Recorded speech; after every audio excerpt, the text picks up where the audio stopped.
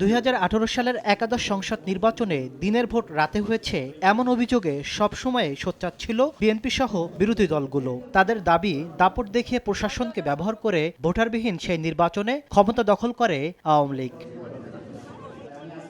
5 August পট পরিবর্তনের পর এবার সে নির্বাচনে যারা আর্থিক লেনদেনের মাধ্যমে আওয়ামী লীগকে জয়ী করতে ভূমিকা রেখেছিলেন তাদের বিষয়ে খোঁজ নিচ্ছে দুদক। সংস্থাটি বলছে, সাবেক প্রধানমন্ত্রী শেখ হাসিনার নেতৃত্বে ওবায়দুল কাদের থেকে শুরু করে ওয়ার্ড পর্যায়ের নেতাকর্মীরা জড়িত ছিল এই অপকর্মে, যার অনুসন্ধানে 5 সদস্যের কমিটি গঠন করা হয়েছে। 2018 সালের নির্বাচন নিয়ে সবচেয়ে বেশি বিতর্ক ছিল দিনের ভোট রাতে করা এবং আর্থিক লেনদেনের মাধ্যমে সংসদ সদস্য নির্বাচনের প্রক্রিয়ার সাথে সংশ্লিষ্ট সকলের বিরুদ্ধে অনুসন্ধানের সিদ্ধান্ত গৃহীত হয়েছে। দুদক জানায়, শেখ হাসিনার সিদ্ধান্ত বাস্তবায়নে মাঠ পর্যায়ে কাজ করেছেন তৎকালীন প্রতিরক্ষা বিষয়ক উপদেষ্টা তারেক আহমেদ সিদ্দিক, জনপ্রশাসন উপদেষ্টা এইচ.টি. ইমাম সহ বিভাগীয় কমিশনার, জেলা প্রশাসক, রিটার্নিং কর্মকর্তা এবং আইন শৃঙ্খলা রক্ষাকারী বাহিনী।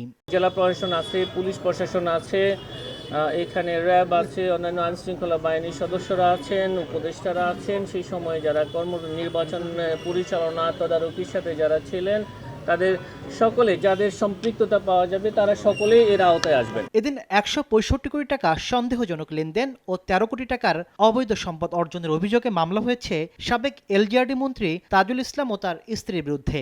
এছাড়া 17 কোটি টাকার অবৈধ সম্পদ অর্জনের অভিযোগে অতিরিক্ত কর কমিশনার কাজী আবু মাহমুদ ফয়সাল, তার স্ত্রী সহ 14 জনের বিরুদ্ধে মামলা করেছে দুদক। তাসলিম তৌহিদ, সময় সংবাদ, ঢাকা।